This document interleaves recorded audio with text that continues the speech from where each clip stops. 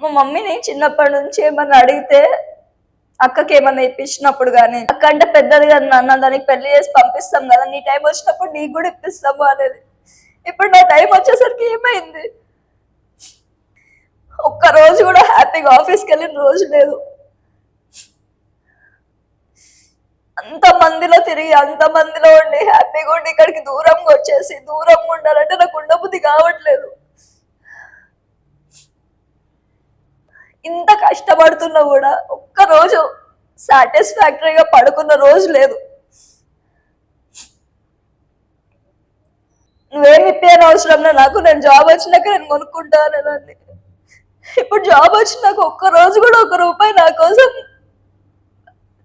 ఖర్చు చేయాలంటే 1000 సార్లు ఆలోచించాల్సింది వస్తుంది.